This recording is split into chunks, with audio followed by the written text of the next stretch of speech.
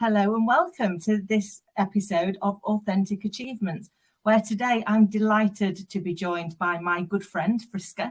Friska transforms organisations to enable them to better respond to the changing environments. She's worked for some of the biggest names in mining, engineering and technology. She's a change and transformation expert with over a decade's experience, leading change programmes that influenced up to 23,000 people over 6 of the 7 continents, and specialises in that digital transformation. But I think for me, the bit that I love about Friska, amongst many things, is the fact that she absolutely understands the importance of taking the people on the journey. And her transformational journeys are always about enabling that people and culture change. So Friska, welcome. Thanks, Kim. It's so great to be here. Oh, it's so fab to have you along. It's always such a delight to chat to you. I always find so much insight in actually how do we really help people make change, because change is pretty much the only thing that's a constant, isn't it? It's like it's the only thing that's pretty much guaranteed, and yet it's the thing that we are often the most fearful of. So can you tell us a bit about your journey so far, please? Yeah, so let's see, I've been doing this for about a decade, and what I've found that over the years I've noticed that really when it comes to like inciting change, especially in an organization, the 3 C's have to be present, and that is the communication. It needs to be ongoing, regular, honest and transparent at all levels. The second C is the culture. So if the culture is not favorable to risk-taking and innovation, that you're not going to get that change. Like, change doesn't happen by accident. It doesn't happen overnight. It happens by good design and planning. And lastly is the capability. Like, if we don't help our people get ready for change, we can't expect them to change. So it's like when we first learned to drive a car, right? We didn't get in the car and start driving straight away. We had the theory, we put in 100, 200 hours of practice, and we kept on going until it feels natural. Now we don't even think about putting the key in the ignition, putting the car into gear. The same with change. We leaders often get frustrated that it doesn't happen immediately, but it doesn't work like that. You need to give your employees the mind space to, first of all, learn the knowledge that they need to change, and then translate that knowledge to ability. I love that. It's so true, isn't it? Because when you're leading some of those changes, it tends to be the bit that gets missed. They think about how that digital transformation is going to make the processes easier, the systems are going to perhaps improve the experience for the customer. But we don't always plan in for the fact that actually change is uncomfortable. We've got to. I was doing it this way for so long, and to your point on the drive in the car, I do it unconsciously that way now because I've been doing it for so long, and now you're going to make me think about it. Well, that's always a bit harder and a bit more tiring when you've got to think before you do, because you're very conscious about it, haven't you? So it must be, and you see so many, don't you, transformation programs that don't transform, that don't actually ever embed. The failure rate is startlingly high. It's about 86%, and for digital transformation it's even higher. Their success rates are only in the single digits, anywhere from 3 to 8%, depending on the type of research that you need. And I think a lot of it is driven by the fact that most leadership and executives put all their eggs in one basket, and that is they're focusing on the tool. But the tool is only as powerful as the people who are ultimately going to use it. So it's a one-sided investment. It's not going to work, Yeah. It's true, isn't it? Because we might have all done it. I'm going to own up. We go and buy that amazing gadget for the kitchen that's going to save so much time, and then we find ourselves using the knife we've always used, and it just gathers dust in the cupboard.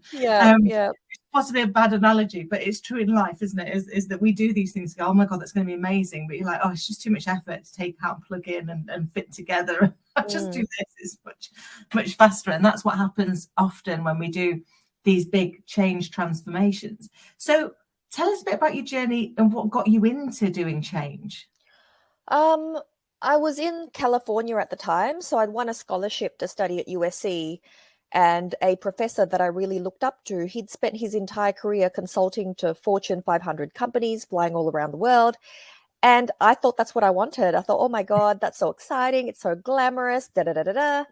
And I said, how do I get to where you are? And he said, go get your MBA, cut your teeth in management consulting, work hard and work your way up. That's what I did. Off I went, got my MBA, cut my teeth in management consulting. But the shine got tarnished pretty quickly. And I felt like it was the same problem, just in a different packaging. And so I wasn't challenged anymore. And each project kind of felt like the same. Yeah. I came back to Australia after a few years abroad. And at that time, change management was starting to be recognized as an actual discipline, not just fluffy comms and training. And it really intrigued me. And it played to my strengths, the developing rapport and trust, engaging stakeholders, critical analysis. I thought, oh, this is interesting. I want to learn more about this. And so I took a leap of faith. I took a 40% pay cut to start from nothing, start as a change analyst. I shadowed an experienced change manager, and I just worked my way up with unwavering dedication and laser-like focus. And fast forward 7 years later, I was the youngest head of change for the biggest gold miner in the Southern Hemisphere. And since then, I've done changes of all shapes and sizes, mergers and acquisitions, restructures, process reengineering, digital transformation is my bread and butter. And so it was about throwing myself in the deep end. I've done some of the most challenging projects with most resistant people. I've had stakeholders about 10 centimeters from my face yelling at me full pelt because they were losing their car parking privileges as part of this change. So I've seen it all, done it all, and I've got a pretty thick skin, and that's got me to where I am today. I love it. I'm sorry, I was only laughing at the car park piece because some of my most challenging conversations over the years haven't been about the things I expected to be challenging. They've been around the car parking space, or once the fact that you're in the middle of a massive compliance crisis where we were potentially as a bank going to lose our license. I had spent 45 minutes talking to somebody about why the vending machine had overcharged them by a penny. I was like, oh my God, go get you a penny. And I know it's really important to you and I need to give you my time, but really, like right now, it's but oh it's my God, the amount of yeah. And this is another reason why it's really important to get to know your stakeholders. So stakeholder analysis is a key fundamental step when you're conducting a change impact assessment. Like the number of meetings and lost productivity hours that have been caused by a seemingly small change. So I remember it was a cost-cutting exercise for a very large mining company. They decided no more biscuits in the staff lunchroom. Holy moly, that caused like a flurry of activity and gossiping and, feelings that they're not being valued. So yeah, it may be a small change in your eyes, but that small change, someone makes it mean something else to them. And that's why you get this resistance. So, yeah.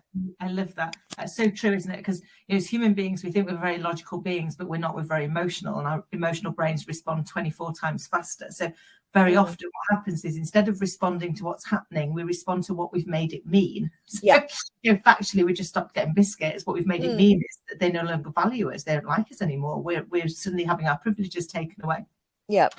And that's what we end up dealing with. And I think that's one of the challenges in leadership and in change, isn't it? Is that actually you're trying to deal with facts and everybody else is dealing with what it makes them mean, and they're the bits that you can't always plan for if you've not done the due diligence of getting somebody like you in to help plan for the communication that needs to happen and transparency of saying we're doing this but don't make it mean that, because it doesn't. It just means this, and this is what we're looking at doing. So what would you say in your journey so far has been your proudest moment? Let's see. I would say one of the most challenging projects that I had, it was not about the number of people, but the actual scale of change. So it was a lift and shift, so a relocation of about 600 employees. Typical public sector mentality, very ingrained, as you can imagine. And it had changes of everything. So not only was it a physical relocation, new technology, new security, new branding, new CEO who was a bit of a hard taskmaster. And what happened was their current office building was decrepit. It was really old, built in the 1950s. It was going to get demolished to make way for a 5-star hotel. And their new premises were brand new, but inconvenient, about 20 kilometers away from the CBD, and not a lot of routes for public transport. And it was just really, really challenging because we were the 5th consultant in the door. And also their leaders didn't own their role in helping their teams through this change. They kind of used the consultants as a bit of a shield. If they didn't want to answer the tough questions, they would leave it to us. Yeah. And, and some people were losing their offices as well. So it was a shift to open plan living. So yeah, changes of all shapes and sizes. Long story short, had no budget, and rumors were circling such as, oh, it's really unsafe to take public transport to the new place. The building's not going to be very good. There's nothing around there. And with no budget means you have to get creative as a consultant. Mm. So what did I do? I went over there and I went to every single business in that vicinity. And because it was a new development, they were so excited for this new government department to relocate there. And so I got donations from all of them. It was simple things like coffee vouchers, pens, calendars, vouchers for laundry, things like that, free calendars from the local council, got goodie bags. And then I also negotiated with the Public Transport Authority to get discounted transport cards. And I literally felt like a tour guide, and I orchestrated the whole damn thing, took 20 of them at one time with me. And I literally taught some of these people to take a train. They had never taken public transport in their life. So I was like, swipe on, get in, swipe off, and when we got there, they were just surprised because there was this big event organized just for them. There was catering, there was the goodie bags. I got the tech team to talk to them about the new technology. I had the security guy to talk them about the specifics of the building. And they were like kids in a candy store. And when they came back to the old office, the positive news spread like wildfire. And those who were really resistant and against it, they were no longer loud and proud. And I think it was a week later, what really meant a lot was one of them came up to me and he was nearing retirement. And he said, oh, Friska, I was so excited after our trip last week. I took my granddaughter for the first time ever on the train into town and she loved it, So it's like the little things like that like shift, decades old mentality. Yeah. Oh, I love that. And what an amazing thing to then have him go and recreate that memory with his granddaughter. That's amazing. I remember taking my little girl the first time on public transport, and she was like mesmerized. Whereas we got on and we're like, oh. Off the bloody tube again. I want to get off, but you forget to look at it with the wonder of a child, don't you? Where they're like, "Mummy, look, everything like whizzes past," and you're like, which is cool. So, what would you say? So, I mean, that was great, and I can imagine how proud you were to turn an organisation from being so resistant to the change to embracing it and actually making it part of their everyday. Is amazing. But on the counter side, there must have been some things where you go, oh, I wish I'd done that differently. That was a real lesson for me. What was your biggest lesson? My biggest lesson would be having the difficult conversations with leaders who aren't picking up the slack and doing their part in breathing life into this change. Like me as the change professional, I set the conditions for adoption to thrive. I do the stakeholder analysis. I do the resistance. I identify resistance hotspots. But it's you as leaders. That's why you make the big bucks. You actually have to put your big boy pants and big girl shoes on and actually help me manage the resistance, because people look up to you. Employees look up to their leaders, and they get their signals by what you prioritize. So if you don't place importance in this, then your people won't either. So yeah, there's a culture change program which went pear-shaped, because it lost support. And it lost support because A, leaders weren't owning it, and B, very unrealistic expectations. So They were expecting the culture to change in less than 6 months. Multinational, 13,000 employees. It's not going to happen in 6 months. Yeah. Yeah. Well, it takes time, doesn't it? It's Mm. people look for that. I remember many years ago going to work for an organization, and it wasn't until things went wrong that the culture really changed. So Yeah. I'd really gone in and was very fortunate. We were hitting our numbers, then we got into growth, and everything was going really well. And it wasn't until we hit, I have to share this story, we hit August. So in July it was going that well. My boss was like, "You might need to slow down, Kim. It's like going to make next year really hard." So I was like, "Oh, I'll take them all out on a CSR again." You know, we've never done that. I'll do it in September. Then we fell off a cliff in August. It was horrendous. In fact, we amalgamated August and September and called them Augtember. That we could pull it back. And that was the moment that it changed. I remember talking to the guys and saying, "Can you tell me why it changed?" They went, "Well, up until this, you seemed very nice. You seemed like you were really consistent. You listened to us, you understood, but nothing had gone wrong for you. So we were like, let's just see what happens when she's actually got a real challenge." And then when you were hit with that challenge and when you fell off the number, but you remained consistently who you were, you didn't change what you were saying, you didn't change the priorities, you kind of just went, "No, we're doing the right thing. We've just got to keep going. And we've got to look for the opportunities to change." That we believe that actually this is who you are and this is how you lead. At that point, they really bought in. But you were like, it's a disaster almost to get them to realise that this is how you are. And I think that's the thing with culture, isn't it?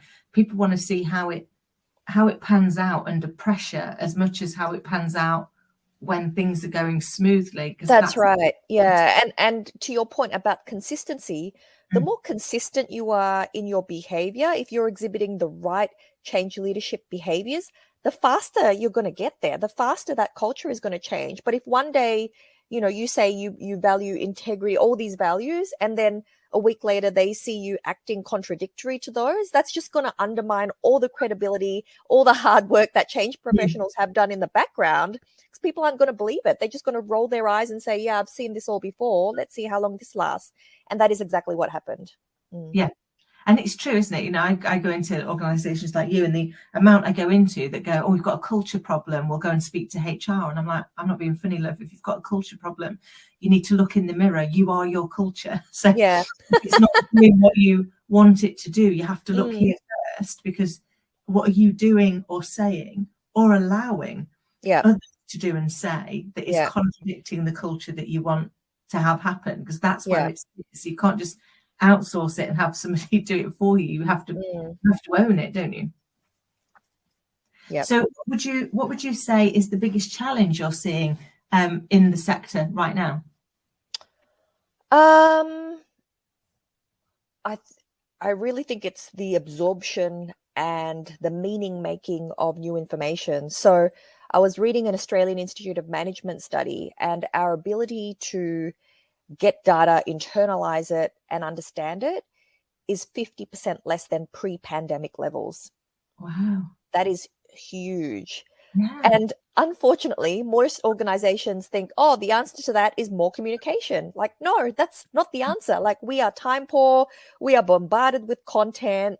Deadlines are looming. The pressure to achieve more with less has never been higher. It's not about more communication. It's actually about better communication and better active listening. And this is something that doesn't happen enough. Very often a leader sends an email, forwards a report and says, "I've communicated. That's it. My job's done." It's like, no, it's you need to engage in a dialogue, not a one-sided monologue. So that's the biggest challenge, getting that cut through when the airwaves have never been noisier than ever before. Oh, that's so true, isn't it? It reminds me when I was just talking to you of that old saying, and forgive me, I can never remember who said it, but it might have been Mark Twain. I wrote you a long letter because I didn't have time to write you a short one. Yes. Is that actually, how do you distill? I'm just going to throw a whole 10-page report at you instead of saying the bits I really need you to understand. Are these and we weren't taught this, right? We weren't taught this in schools. Like throughout my undergrad, my MBA, it was report writing, discussions, position papers, not short and sharp emails. No, that was never taught. So this is a skill that we have to unlearn and relearn for the 21st century. It's so true. I remember many years ago working at RBS, and they were actually really good at this, in that if you had to write a paper for the board, you were allowed 7 slides, just 7. Yeah. And if you wanted to do an entire strategy update, you were allowed 11, no more. So if you couldn't get it, and you weren't allowed to do font 8, you know, it had to be readable.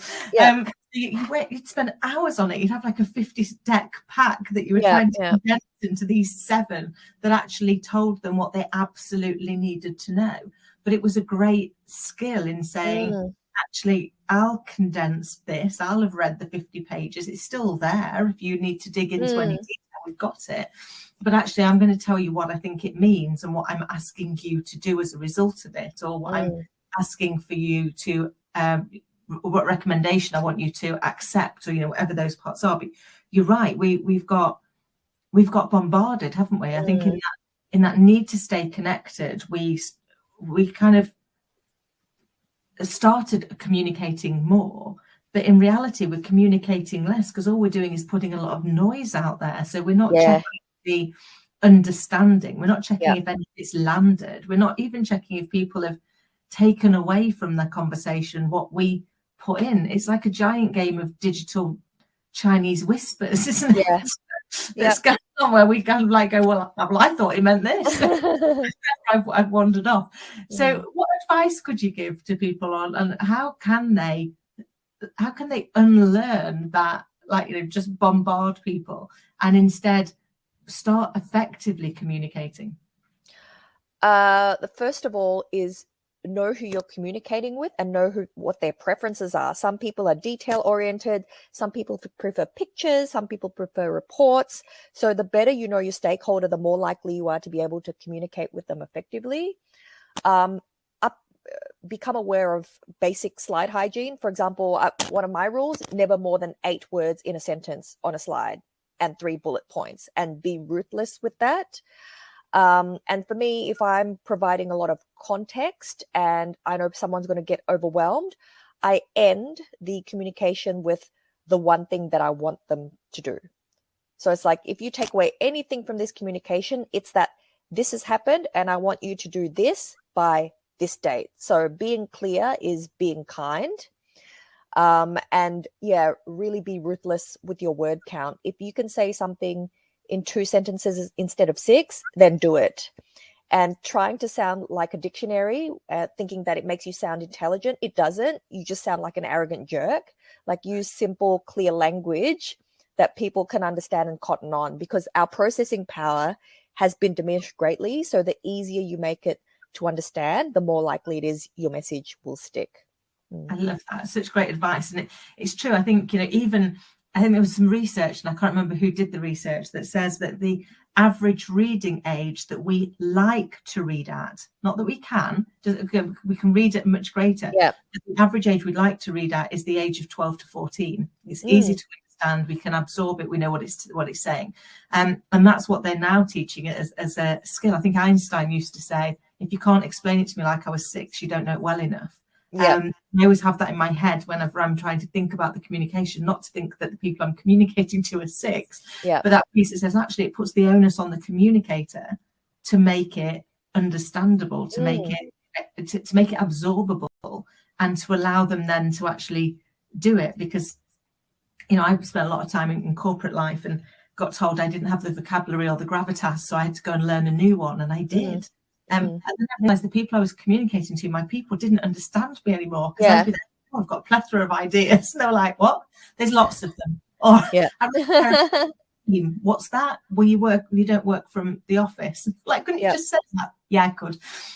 So I had to unlearn all of that, because you're right, it just made me look pretentious, albeit it was what I was driven to do, because that was deemed to be what you needed to get on. And I think we're kind of unlearning that as the world's moving on, isn't it? And saying, actually, if you want to get on, you want to be authentically you. And you want to make sure that the people that you're talking to understand what it is that you're trying to explain to them, what it means to them, and what next, what's that call to action, where do they go, isn't it?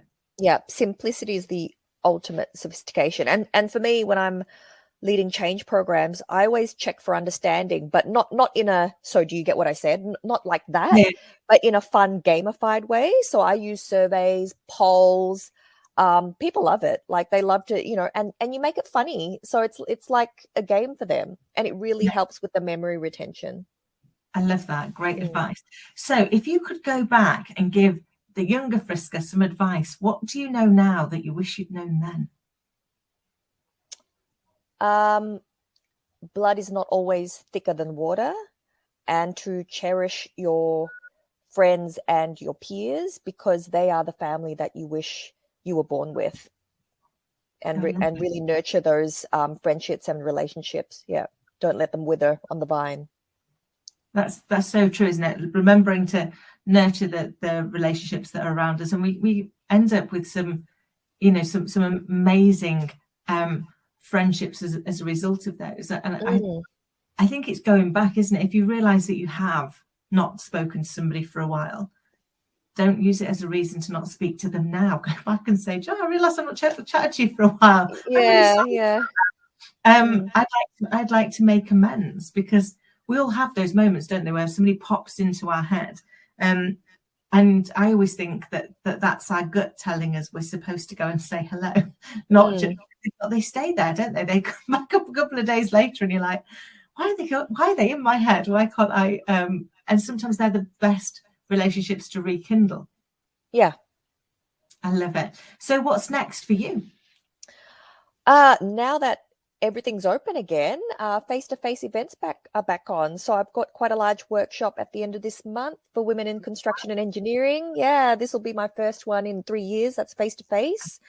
And then I've got a talk at Women at Google coming up here in Sydney. So looking to get out there more. Fantastic. And I know both events will be amazing. Friska, you have been a delight. I could always chat to you all day. It's always so insightful. We will definitely have to have you back on. But in the interim, how do people get in touch with you? You can find me on LinkedIn. So just search for me, Friska, surname Wirya, and you can find my contact details there. So follow me, add me, send me a message. Would love to chat further about all things change. Fantastic. It's been a delight as always. I will make sure that all your contact details are in the show notes. And thank you so much for sharing your journey so far. And I look forward to chatting to you again really soon. Yes. Thanks for having me. Bye. Bye.